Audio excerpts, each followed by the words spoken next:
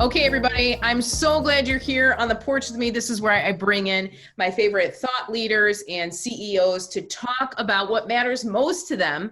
And I've known Amy for a couple years now. She is an incredible human. She's the executive vice president of Sandler Training, Trustpointe, and she's all about helping companies grow their people, their profit, their effectiveness in sales, service, and leadership. And she's also the creator of Own Your 50, which is what we're going to be talking about today. Amy, I'm so glad to have you on the porch. Thanks for coming. Yay, I'm so glad too. We both do like different podcasts and that sort of thing. Yeah. And ones where I'm like, I hope it doesn't feel awkward, but I knew doing this, but I'm like, this is not gonna feel awkward. We're like having a party and everybody's here to hang with us. Yes. It's so nice. It's so nice. You know, I've always thought like, there's so many people in our world in Indy that we both have crossed paths with. And Amy was one of those people that for years, you know, we'd kind of hear about each other, but I would never actually meet her. And I think we just finally met up last year. Yeah. To talk about all the cool content that you're building, which is exciting. Yeah. And you had a big keynote too. Didn't you have a big keynote like in November maybe? Oh man, it was March. Like March this year? Before the world shut down. I did a talk. I did an Own Your 50 talk in front of around 2,000 people. That was a fun one. I'm not kidding. It was like a week before I was in Orlando. The world shut down the next week. So yeah, we snuck that baby in. Oh my gosh. I had one of those too, where everybody was like, are we all going to get sick? And then people are like, hey, put her there. I'm like, oh. I'm so glad you got to actually do it though, because that's kind of like a milestone. It seemed like it was kind of a milestone for you. 2,000 people, that's 4,000 eyeballs. I just did the math. Around 4,000. Wow, you're impressive, right? Give or take. It is 4:00, but my math is on point. So I want to have a little fun with you. Usually we like warm up and get into it, but I want to ask you the most intense question first. Okay, please do. Okay. What is something that happened to you in childhood, an event that happened that shaped you today, that's still part of who you are? Oh, okay. All right. It's not like a super, I was actually just thinking about this the other day. Mm-hmm. In the 6th grade, I'm a middle child, by the way, which might explain my sassiness and like, I don't give a damn and I don't follow rules, just for those of you who have middle children or are one. And I remember like I was never the smart kid. My sister, the oldest one, because you're always the smart ones. Always smart, and they follow the rules, and they trick mom into having more kids, and right. So I was like the middle child, pain in the butt.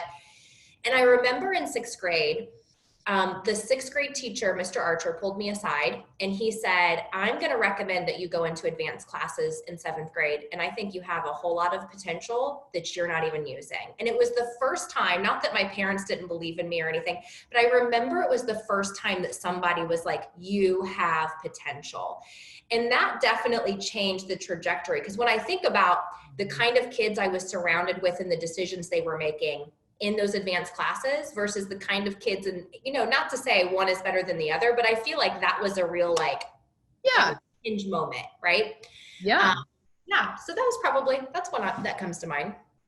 I think that's so important because we forget the impact that we have on other people. And we do have those childhood stories where people speak into us. I know when I started my coaching business, my business coach at the time, his name's Abel. He's an awesome person. But I was like, I don't know if I can do this. And he's like, he lives in New Jersey, so I won't do the accent, but he has one. And he was like, if you quit, I am going to show up on your front door. You are not quitting. And I remember being like, I can do this. Thanks, Dad. I mean, Ed, you know, it's kind of like one of those borrowed belief. Have those moments. Yeah, borrowed belief. And the next year I moved to a whole new school. So I felt like I needed that as part of my identity because it wasn't before. Yeah. So, yeah. That's a good one. That is fantastic. Okay. So we got to talk about Own Your 50 because I don't know if you know this, Amy, but it's been a little crazy for like 6 months. And all of us, me included, have moments where I have felt kind of like a victim, like a little bit like, all our life. Anybody else on here on the chat want to share that or the Q&A? But I've had those moments of like, this is not what I planned for at all. My entire job is to be in front of large super spreader events. And it's hard. I'll be the first to admit it's easy to kind of fall into that kind of victim mentality. And it's so, I hate to use the word contagious right now, but I'm totally going to. It's also contagious. So will you tell us how, like, about this concept of own your 50? Yeah. Okay. So by the way, and then we can dig into like all the areas of life that this feeds into and what we can do about it. But so as Lindsay mentioned, I work in the human development space, right? Similar to Lindsay, she's like going in coaching and, teaching us how to all get along with different generations. Well, I, work for a company where we're teaching people, how do you elevate your sales? How do you do, how do you retain your customers? All of this.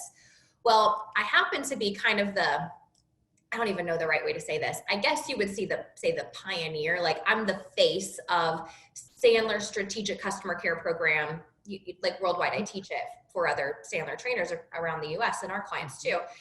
And so when I developed this program, my only mission really was, how do we teach the rest of the organization how not to screw up what sales just sold? That was kind of my mission, right? Mm-hmm. Sales sell something. How do I teach everybody else not to screw it up? So I went in like really excited, thinking like, I'm going to teach these people how to keep their customers, right? And I go in and I start to hear problems, and I start to hear it's not really the customers that's the challenge, or it's so then I start to see finger pointing and blaming, and I was like, oh, okay, so let's pivot this, right? I can't teach you how to be good with your customers until I teach you how to be good with each other. And then through teaching that, what I really had an epiphany seeing was, people don't know how to communicate with themselves, and they're making everyone else responsible for it. And so this own your 50 came from this idea that, hey, the moment that we are, like seeing a problem or challenge or drama, we immediately become 50% of it, 50% of the solution or 50% of the problem. We have to own our 50. We can't own the other person's, right? We can't own 100%, but we can own 100% of our 50. And so that's, and we can even talk through Cartman's drama triangle, which is that victim, like the different positions, but that's where that came from, of like, we really got to learn how to own our stuff. Otherwise we're just going to be helpless in finger pointing and blaming the rest of our lives. That's right. And there's something about human nature where we want to kind of, when we feel overwhelmed, it can be easier to kind of abdicate our responsibility, look at the external. There's been a lot of psychological research around, and you've probably heard this too, when someone else, if Amy makes a mistake, I'm like, that's because Amy's got poor character. But if I make a mistake, I'm like, that's because of the environment didn't allow me to do what I need to do. Right. So we have this kind of propensity in us. And what happens if that keeps going and keeps going and keeps going? We don't own our 50. We actually end up being less happy. It's true. And by the way, what you're talking about is called fundamental attribution error, which I know you know. It's such a sexy phrase, isn't it? I love that you like used your pen. You're like, it is 3 big words. Fundamental attribution error. Don't ask me to spell it because I would embarrass myself. but in truth, yes, it's much easier to project and sort of say somebody else is worse and not really own it from us. But I'm going to get a little philosophical here for a minute, and then we can like bring it back to more tactical. Yeah. Here's the thing. I think the way that we communicate and go about the world all the time is we have this expectation that the world is going to show up and other people are going to show up in a way that keeps us comfortable, makes us feel okay, and makes us happy. So essentially, we wake up in the morning and we're taking our happiness and we're handing it over to the world, and we're like, I hope nobody says or does anything stupid today. That's right. We all kind of walk through life hoping it's going to be good, and therefore we have no control over it. So when a customer is rude, or a colleague sends an email and CCs your boss and feels like they're throwing you under the bus, immediately they're in control of our happiness.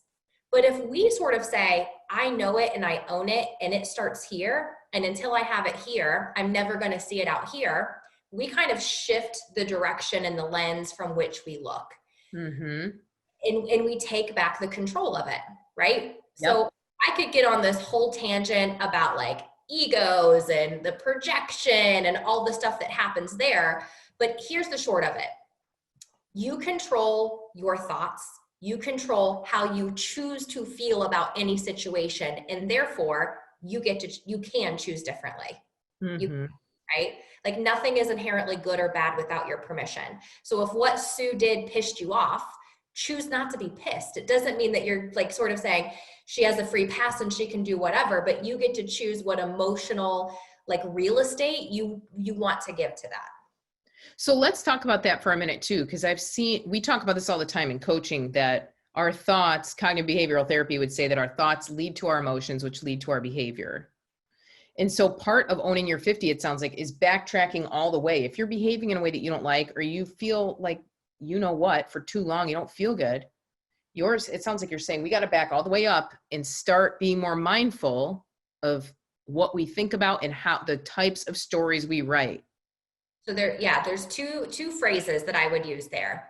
Number one, do not believe everything you think or feel. Mm-hmm. And the reason that is because of number two, your eyes see what the brain believes. That's right. Which is, if I have a belief, if Lindsay and I worked together and I was like, ugh, I don't like Lindsay, which could never possibly happen, but let's just pretend. If it was like, ugh, I don't like Lindsay, she tries to take credit for my work. If my brain is thinking that Lindsay is a jackhole, then every single interaction I have with her, even if it is of great intention and she comes from an amazing place, if I am trying to prove to myself that what I think is true, which we all are, every interaction I have with her, I will use it against her as a means to prove to myself that what I think is true. So number one is, do not believe everything you think or feel. It's based on old stuff, old experiences, things that are not even valuable in this moment. That's right. So, yep. We got to strengthen the awareness and the presence and the consciousness muscle. It's pretty damn hard to separate your thoughts and emotions if you are them. Which is why I'm obsessed with meditation, because it allows you to strengthen this consciousness muscle. Mm-hmm. And you can see it as detached from you. So you experience it, you don't become it. And that is a really important distinction in us learning how to own our 50. That's great. I've heard this metaphor that has helped me in this way. It's that, you're sitting on a riverbank. I know you've heard this too. And your thoughts are floating by you on the river. And you're going, that's an interesting thought. Okay. I don't even know if I agree with that thought. Oh, I'm just watching my thoughts float by. I don't become them. I'm having an experience of them and I can push them outside my body, but they're not necessarily true. Mm-hmm. Do you have some type of visual place that you go to or a metaphor that you use when you're in that spot, when you're feeling revved up or upset and you're trying to get back to your thoughts, observing your thoughts? I think I do look to see what I'm trying to own, right? Mm-hmm. Very similar to what you said, hey, I have an arm. I am not my arm. So I might be having anxiety. I am not anxiety. I might be, and the emotion is what really amplifies the thought, right? So maybe we have a thought and then it's tied to an emotion and then it really explodes and runs rampant. And then we have this, we're in this chemical state that we can actually shift. So if you recognize I'm in a state I don't want to be in, instead of digging into it and really justifying and they were wrong, and instead of that, because we cannot clearly problem solve. Could the truth be that they're wrong? Yes, but when we're in an emotional state, we're in fight or flight, our prefrontal cortex is not connected, and that's the part that makes rational decisions, that helps us problem solve, that allows us to see the truth, that allows us to disconnect from thoughts and emotions when we can't get there. So if we recognize we're hooked, then, we can kind of take it away from ourselves or just breathe. That is the simplest thing. If you're just I'm just going to breathe for for 10 seconds so I don't kill another human being, and allow your brain. It's like hacking your brain. You literally can't hack your brain, your emotions. We can do that. It just takes practice. That's a really good point. And there's something, we can remove some judgment when you think about my body, the experience I'm having in my body is a reflection of my thoughts. So my adrenaline right now, if I heard a big noise downstairs or somebody yelling downstairs, I would immediately think something's wrong. And I'd probably get a little adrenaline squirt, right? And now I'm revved up. And so even in that moment, although I have an interpretation, my body is just responding to my interpretation of the event. It could be that they're throwing a surprise party for somebody. It could be something totally, they could have a bone for my dog. I don't know. It could be a million things. But that idea that you're saying that if we can slow down, and for you, meditation's been a huge part of that. Mm-hmm. we can grab our thoughts or release them more freely and not feel locked into them. Right. Right. We can control them rather than they control us. And listen, bad emotions aren't like the worst thing in the world. Like sometimes you got to let yourself feel it, like grief and feeling upset. And, it could be grief for like human life. It could be grief because you lost your job. It could be grief for a relationship that changed. Like grief can happen. And it's not like we've got to just bat it away and be like, no, only good things can happen. But we just got to own like the state that we're choosing to be in. Like for right now, the best thing that I can do for myself is to allow myself to feel this grief, or I can allow myself to feel this disappointment. I'm going to own that. I'm just going to sit with this rather than that is an own your 52 rather than I'm going to blame the world and everyone else is to blame. And when we're doing that, we're missing the lesson too. Because I really do feel like tough situations, there's a lesson somewhere, even like we can't see it when we're in it, but there's a lesson somewhere. And if we're deflecting, it's going to come back bigger and badder every time, right? Like that's right. It's truly okay to just sit with it as long as you're owning that. I think that's a really good distinction to make because there's been so many of us that have gone through difficult times. I've had a couple people reach out and say, I am not accessing joy or happiness right now. And there's a question of like, you can choose to sit in a different state. You can choose. The point is that we are making that choice. And then I love that you put the asterisk on that, there's things like grief, there's things like trauma where it's not that clear cut. Because the heart of why I'm guessing the heart of why you designed this, it was actually for performance sake, that we get in our own way when we're trying to elevate our performance. So we need to be masters of our mind, which is a different situation than exactly the point you made, trauma, grief. Right. Those types of things. Because you've heard the coaches too who are like, just think your way out of everything. And I'm like, you're also like a human being that's bonded and attached to people and having an experience in the world. Yeah, you're even the most like highly conscious humans I know. Mm-hmm. There are times, I'm going to talk dirty for a moment.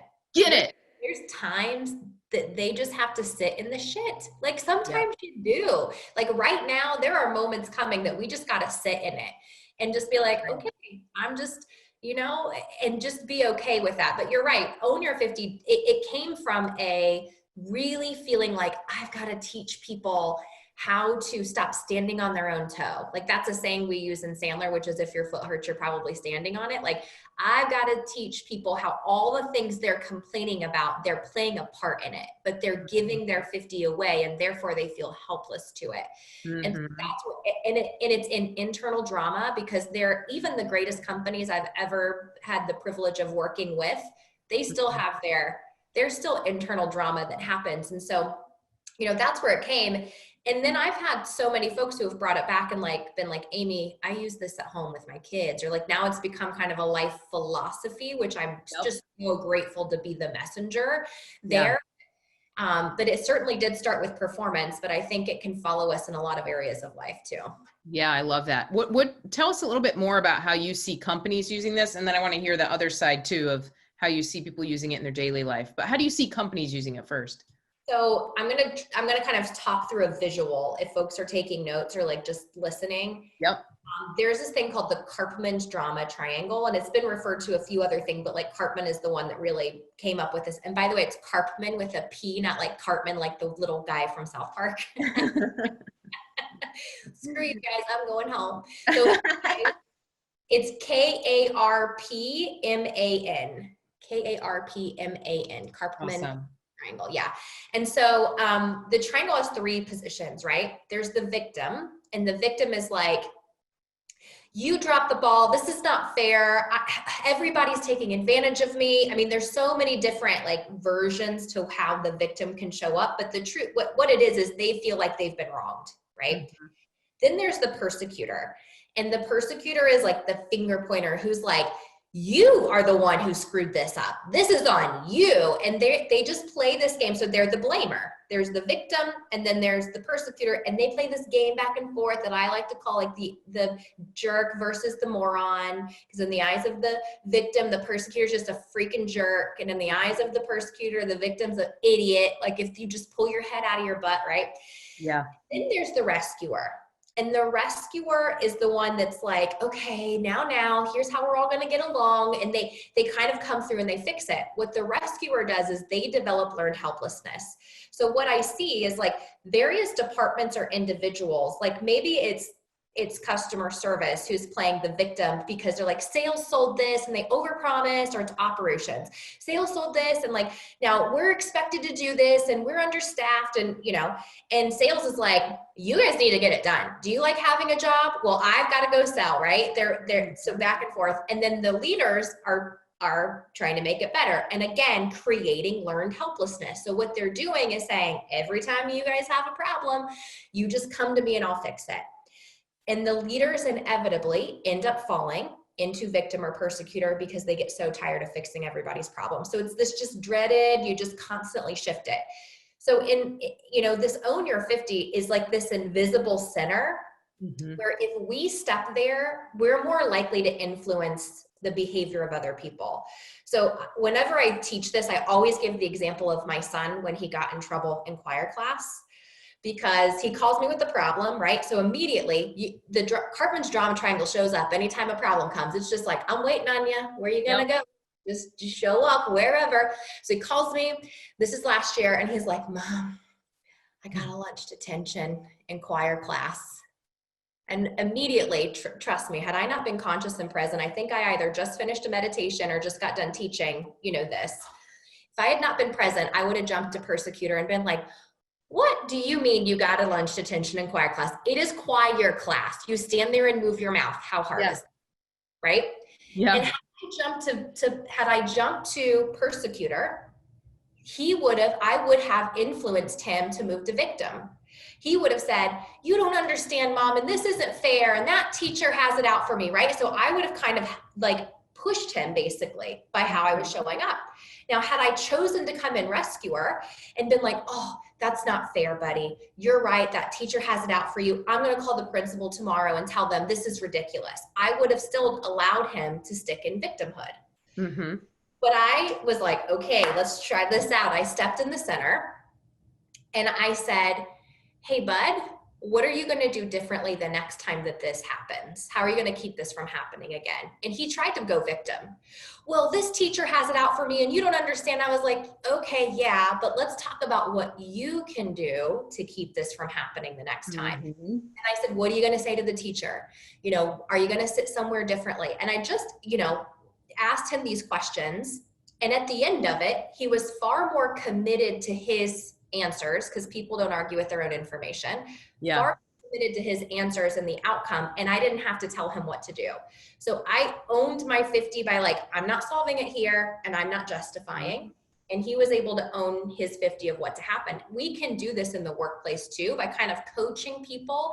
There's a series of a program that I do for companies called Coaching Through Conflict, where it's like we learn, how do I really coach people to solutions so I don't feel like I've got to push them there or continue to play this drama wheel. I know that was a long explanation, but yeah, but that's where that's how it plays out in both situations. That too often we think that, and I say this when I do similar trainings, that compassion does not mean taking somebody's problem box with you. That's not compassion.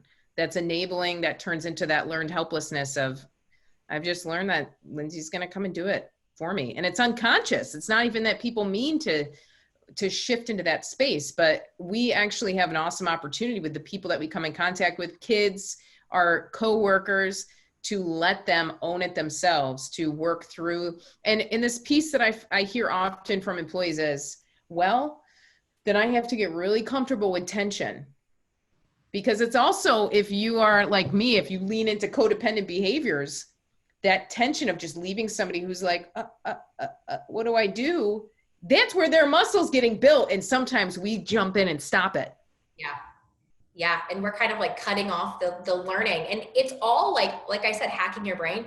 It's Yep. all learning how to create new neuro hard patterns. That's what it is. Like, I just got to teach myself how to do this thing in a new way, just like a kid learning to tie their shoes. It's Yes. the same thing about encouraging the people we work with to handle, conflict directly. I love the book, Radical Candor. So for those listening, if you're like book junkies, so Radical Candor, I love the axis of, care deeply and challenge directly. That is radical candor. Because to your point, like, if you care deeply, but you're not willing to challenge directly, that is ruinous empathy. That is like what we're doing is giving them permission to do it. And then we get mad later, which the saying we use in our office is expect what you tolerate. Like, if you're willing to tolerate it, you're a part of the problem. Yes. Yeah, it is. And I think that we don't challenge people. When I poll like leaders and say, let's talk about why we don't challenge our people. Is it for your benefit or theirs? They always say for theirs. And I call BS. That is not true. It is because it makes you uncomfortable. It is That's because right. you don't want to be the bad guy. You don't want them upset with you. It's not just you don't want to upset them. You don't want them upset with you. So it's a selfish act to not challenge people, directly, and to constantly rescue them. Yep. And it's so easy to get into it. And it's so easy to misunderstand what it means to be a powerful leader and somebody who empowers other people. It's practice. It is a new muscle memory. That's for sure. It is. It really is. We've got a couple questions along this concept of own your 50s. So I think let's answer them. If you have a question too, this is a great time. You can do it in the Q&A or you can do it in the chat. Doesn't matter to me. Sam is also watching Facebook. So Sam, feel free to put those questions in either the Q&A or the chat, and I'll just bring them right to Amy. So Dina Kelly asks, Amy, do you consider the Savasana at the end of yoga class meditation? I think it is a mindfulness practice, right? So here's the thing, like mindfulness and meditation. Last year, I went through a couple 100-hour certification to become like a meditation certified trainer, right? Yep. And so I do think that's a moment of like connecting and breathing and just bringing our awareness to now. So it's a really great mindful exercise. Awesome. And this is what's my personal favorite of yoga. Like, can we just sleep now? Is everybody cool if we just go ahead and shut this thing down and go to bed? This is what's so interesting, and this is the future of work, but you went through all this training to learn something that seems subtle, and to maybe traditional orgs are like meditating, cool, or we actually need to like sell twice as much, Amy. And so what's interesting is we're seeing that the real humane element of work, the human part of work that comes out is through these subtle shifts. Like the fact that I'll say it this way, if you know Amy, she's a badass sales coach who took the time to be certified in meditation. I think that's like something we can all be thinking about, because badass doesn't mean push, force, shove, make it happen, get up earlier, drink more coffee, push it out. That's not what you're talking about. Yeah. It's learning. It really is. It's shifting it from the inside out rather than the outside in, like, especially in sales. So for those of you listening who are like just coming from a professional place, even if it's not sales, think about how often your happiness, resilience, or energies lie in the outcomes of your day, right? So if it's sales related, I feel super good when I'm closing deals and people are giving me money, and super crappy when they're not, right? And so there's this emotional roller coaster. And why? Because our energy and happiness lies in our idea that success is an external factor. And so simply by teaching people like how to manage their stress, right? How to quiet. By the way, if meditation is not shutting your brain off, you have no idea how many like high achievers or professionals I've talked to. They're like, I tried meditating, it didn't work. Like, what do you mean it didn't work? Because some idiot said that it's like you're supposed to empty your brain of thoughts. Guess what? If you're thinking, you're alive. Congratulations, because thoughts are involuntary, just like, your heart beating is involuntary. Actually, like it's kind of, instead of, you don't say like, I make my heart beat, or, I'm making my heart beat. It just does it. You're not making the brain. Yeah. So very true. But by working on this on the inside, it makes us more resilient. It makes us more coherent. Meditation actually increases our empathy. So I know you're doing a series on empathy. So it actually strengthens it's called the vagus nerve, not spelled the same Las Vegas, right? But it strengthens the vagus nerve, which is the connection between mind and heart. And I'm going through another certification now through the HeartMath Institute, and I've learned that there are brain cells in your heart. Yep. There's like coherence in the heart. So really learning how to do this is the catalyst for so much more success out here. And I've seen this in training because we've gone into companies, we've tried to teach them tactics.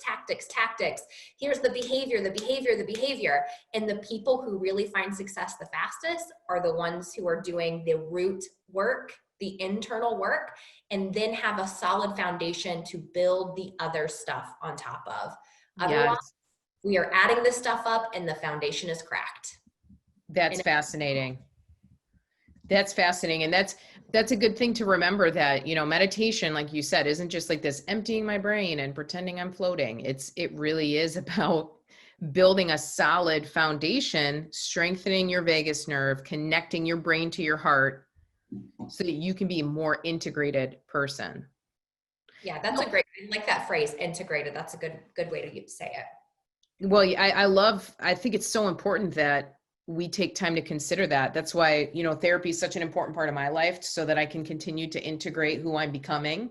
And I can bring all those pieces consciously together. You know, you mentioned HeartMath. There's so much fascinating work done and research done. I'm curious, would you just share with us, and I'm sure you've studied this part of how what we actually impact each other based on research from HeartMath. Mm-hmm. Can you share a little bit about that? Just when we're physically in the same space, what happens to humans? So, and I don't know if you guys want to do like a amen, hallelujah, like hands up or whatever your function is, but when you walk into a room, folks listening, can you feel if the energy is good or bad? Or if you come into contact with someone that you know, you immediately sense their energy if they're having a good or bad day. Yep. And if the answer is yes, congratulations, you have a good coherence happening, and chances are you have a pretty high emotional intelligence. But what HeartMath Institute and other people doing this research have found is that our energetic field extends 8 feet from our body. Boom! Thank you. Yes. Here's the thing. That is the limit of the equipment for measurement, which means the energy field that we are carrying around could be exponentially larger. And this is scientifically proven. This is not woo-woo, like, ooh. So here's the thing I consider. As I'm going through life, even here, right? Like we're still exchanging energy to some level here. But as I'm going through life, do I want people to walk through my field thinking, even if I don't talk to them, even if I say nothing to them, do I want them to like walk through and feel like a little bit better and not even know why, because they kind of came through good energy? Or do I want people going through being like, ugh, like, I don't know why, but suddenly I just have bad vibes. That's so good. I do want to be the keeper of saying, hey, look at, if we want to change the world, A, let's start with us and how we're taking ownership, and B, let's be really cognizant of the energy we're bringing to the world, because it has mass effect. I mean, again, scientifically, this stuff is being proven. So I think this is so important, because again, we are connecting high performance with meditation, with understanding that you influence each other biologically. These pieces, it's such an exciting time to be alive and to be in this industry, because we can really say that. We've talked about, even in blood work, you can, if somebody is stressed within 10 feet of you, your cortisol levels will go up.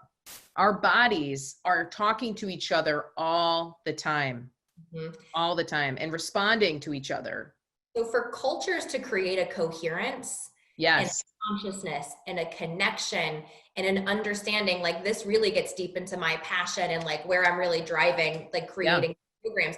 Like if they really start with, how do we get good here so that we can give good here, like put good in, get good out, right? And not only, I am a believer, by the way, that energy is contagious. And I'm a believer of I'm a believer of karma in a lot of ways. And trust me, my colleagues, and if any of them are watching, I don't know if anybody's on today, they have traveled with me and they crack up every single time I travel.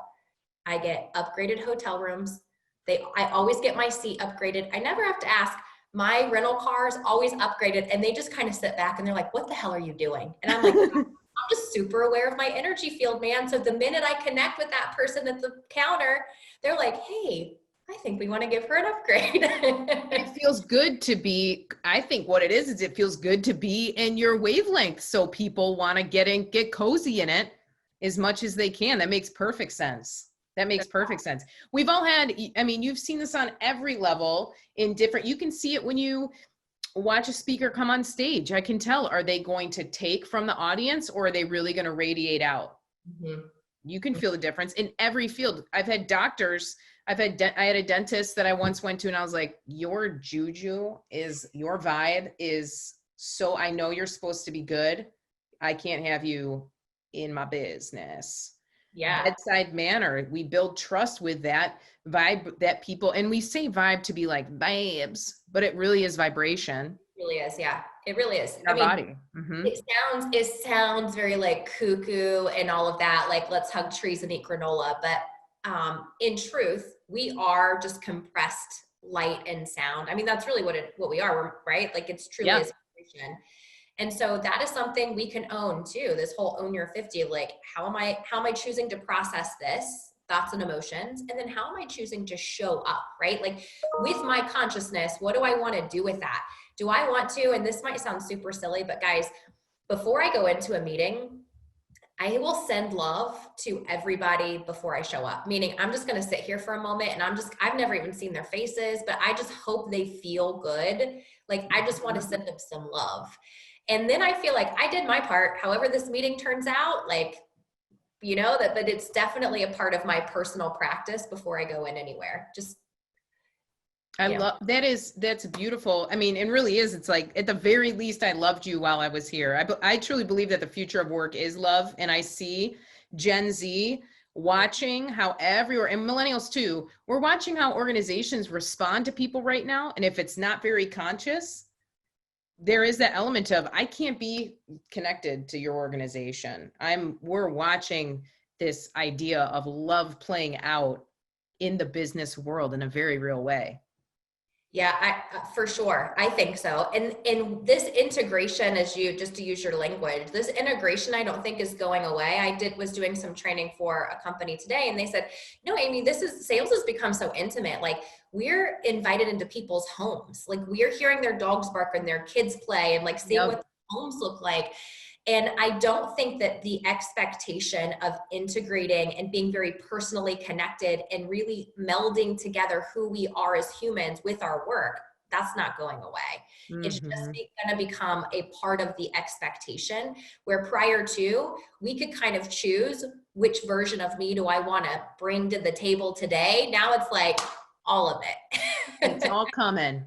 Well, and then even more so, it's like, this is us cheerleading us all on to be more integrated in ourselves, because you don't have a work Amy and a play Amy. Now, Amy and I, do we cuss more when we're having wine on a deck? 100%. But really, we're not two wildly different people that show up. We are the same. The way we do one thing is the way we do everything. And we're all having to accept that in some ways. Yeah, I mean, it is. We're having to give ourselves, which is great. We're having to give ourselves more like empathy and, grace, and we're giving other people more empathy and grace. And so I do think that I truly believe, because Own Your 50 is really about consciousness. And I have to tell you, if I felt like I had any purpose in this life, it is just to help raise the consciousness as much as I can. And then I'll feel like I did my job on this earth as a human. That sounded very alien-like, didn't it? Like, no, I get it. As a human from, I am here to raise your consciousness. Okay. No, it's great. I know what you mean. A lot of coaches feel that way. But I do think that is the beauty that may be unseen here, is that it is helping to shift and raise this consciousness and this, just acceptance of ourselves and of other people. And I'm personally celebrating that, even in the midst of a lot of chaos. Yeah. I want to put you on the hot seat about this issue. Okay. And if anybody has any other questions, this is your chance to ask them, because I'm just going to ask Amy everything I want to ask. So here we go. What's something that through the pandemic you've had to have radical self-acceptance around that maybe surprised you about yourself that came up? Ooh, like just taking some days to lay on the couch and watch Netflix. And it came with guilt of feeling like I feel lazy and having days where I sat in the shit to just be like, I don't feel motivated. I don't want to raise anyone's consciousness today. I just want to watch Schitt's Creek, which is a great show, by the way. A little plug. Like that was one of them. And the other thing, like, I'm radically accepting that I love washing my hair twice a week. Like, just you know what? Nobody's seeing the back part. No one has to see that. They only see this. It looks great. It took a moment, and then I'm like, I'm just gonna roll with that. That's the good thing. I think that's it. And I also think, like, just like we starting to realize our need for connection. And I think that that's another, like, that was tough because I thought like I can power through, like I'm a mind over matter girl. And there were moments where I'm like, I can't mentally power through all of this, but I'm going to sit and own it. I'm just going to be like, I'm just going to sit with it and I'm going to be curious about it. Like, that's the other thing. When I don't know what to do, I just sit in curiosity and be like, I don't have to have all the answers. I just need to ask some of the questions. That's so important to think about because we're all in different spots right now where life isn't very clear. And we get so comfortable in our patterns. Like, obviously the kids are going to school. Obviously I'm traveling 3 times a month. Obviously all this. And when those things are taken away, we can definitely go into fear mode because we are out of pattern. Yeah. And that's an opportunity, like you said, to sit in curiosity. Well, it is because, again, back to that whole, like, sitting with yourself, like, because staying busy and having all of this stuff really allows us to just kind of not have to sit with us. And I think this is, isn't that true? We've had to sit with us. And can I, like, even before the pandemic, I recognized that I was wildly uncomfortable sitting with just myself. It took me a while to get okay with that in meditation, but like, I wouldn't even go eat in a restaurant by myself because I felt like I need to have someone to talk to, or I need to be on my phone. And like, just learning, we've had to just kind of like sit with ourselves. And there's probably a lot of like personal therapy that's coming through that we've not even brought to therapists, but like just things that we're kind of working through in our own heads in the midst of that. Yes.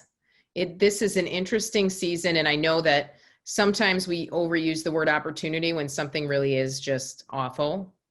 And it sounds like you have found a blend between saying, these are the ways that I'm going to choose to continue to be honest with myself. Some days that's watching Schitt's Creek, and some days it's really meditating, learning more, doing HeartMath, continuing to grow and develop. And I think we all need to hear that even people that are crushing it are like, yeah, no, totally. I watched Netflix for a day and just sat in it because then I could move on after instead of resisting it. Yeah. I mean, I love that. Yeah. The amount of people who are crushing it that are not happy, like, is unreal. So it's like, success does not equate happiness. That is something that I know for sure. But yes, I think we're all far more alike. Yes. Isn't that true? For sure. Here's a final question. Oh, what'd you say? I said we label it differently, so it seems different, but we're all far more alike than we are different. I think that believing that makes it easier to connect with people versus thinking our differences really do create division. So I think that if we're going to assume something, that's the way to assume it, especially if we're working with people. Okay, we've got some questions coming in for you. And then I know it's so easy to talk to you. I mean, we could just stay on here all night and, transition to wine instead of grape Zevia, but I definitely want to ask you these few questions. What is a polite way to tell someone or alert them to how they show up in conversations? Meaning they say things like, I'm sorry you took it that way, or that's not what I meant. How it sounds like that whoever this is wanting to kind of make someone else aware of their lack of awareness. So there's 2 things I would do there is like, acknowledge why it's important to you, because one thing for us to do is to make sure that our need for someone else to change is not really our ego pressing on them, which we don't really have time to get like that deep, but I would just be curious of like, okay, why is this important? What am I hoping it's going to change? Is this a difference between preference? Because the other thing that like when I go into companies, let's just say this is a coworker, right? maybe it's a family member, because we could use this stuff with some family members. Let's just say, okay, is it only for my benefit if they're different with how they approach it? Or is it for the greater good? That would be number one. And then number two, when you approach a difficult conversation, just call the elephant out in the room and say, can I give you some feedback that's hard for me to share, because, I don't want you to feel as though it's an attack. And so when you're giving direct feedback, you have to be very mindful of what state am I in, and can I do it in a nurturing way that holds them safely, but is also direct with them. So there's like a combination of like nurturing and love and directness that you bring. And you also have to be willing. You have to be willing for it to not go the way you want it to go. Mm-hmm. Like, because if we're going in like, I'm going to have this tough conversation and they're going to take it, like us owning our 50 is the willingness to have it, and then letting go of how they choose to respond, right? Yes. So I would say it's the radical of that. But that's one thing I'm always challenging when people are like, but they need to. I'm not saying that's her story, right? The first thing I say is this personal preference or is it greater good? That's the first distinction to make, to identify, is it worth the conversation? Yes, that's a really good distinction to make. How about this one? How do you get rid of expectations and still set goals? That I have to tell you, like, that is something I have personally struggled with too. Because when you're goal oriented and you want to control, but here's the thing, controlling outcomes is an illusion. Mm-hmm. That's right. So what we can set expectations is how do I want to feel when I'm doing this? And what am I committed to executing? That's right. All we've got to do is pay attention to the data and see if the data is on track for where that goal is going. And if it isn't, we have to ask ourselves, am I willing to show up with different beliefs? Am I willing to feel differently about this? Am I willing to do something differently about this? Because here's the thing. The goal itself is not where our happiness lies. It's actually the anticipation of the goal that sets off more pleasure receptors in our brain. So Christy, for you, hey, I know Christy. For you, a really good book to read might be Danielle LaPorte's, is it Firestarter? Firestarter is one of hers, yeah. Firestarter, is that the one where she talks about the creating your emotional goal? Oh, that's called, hold on, I think yes. Oh, in the it's white. Oh no, it's that purpley pink book. What is the name of that? I know what you're talking about. Google Danielle LaPorte.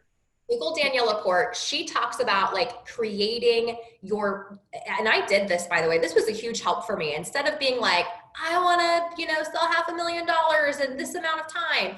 It was every day, my core guiding emotions are X, and then set your day up so that you can feel those things like adventure, fun, whatever. And then you set your day around those. So I hope that's helpful, Christy, like do the behavior and then let go of the outcome. I think, and that's so important. Thank you, Samantha. Desire Map. There it is. Gosh, Samantha, she's amazing. Yes, that idea, because there's so many times, like you said, where you cannot fully control the outcome, but you can control your behaviors that typically give that outcome. Yes, that's your 50. That's your 50. How do I choose? And this isn't like own your 50 is like, how do I choose to see it? How do I choose to act on it? That's really what it is. Yes. Okay. Final question. I think I know the answer, but it's so important. What's one thing that you want to tell the world? This is it. Own your 50. Or if I'm talking really dirty, own your shit. There we go. I love it. Amy, thank you so much for coming. It was super energetic. I feel you've got a great wavelength, you got a great wavelength. It feels great to get this time with you and to be reminded of what really matters and how much control we really do have over our experiences. Amen, sister. Thank you so much. This went fast. It flew by. Thanks everybody for coming. She is the best. Mindy Epstein wanted to share that. So I'm glad that we could all be in this together on the porch. Stay tuned. We'll get a recording to you if you want to share this with your team. I know this would be a great conversation starter for your team. I can imagine there's a lot of points that you could casually bring up with your team. Hey, I think we affect each other's moods. Wild. Amy said it though, not me. So Yes. think of some ways that you can use this with your team, your friends, your family, and we'll get it to you soon. Thank you all for coming. I love how many people are just writing in and saying, thank you. Thank you. That was great. Time really does fly. It does with you, Amy. Thanks everybody for being here. Amy, I hope you have a great night. And so grateful that you could join us today on the porch. Thank you, Lindsay. Yes.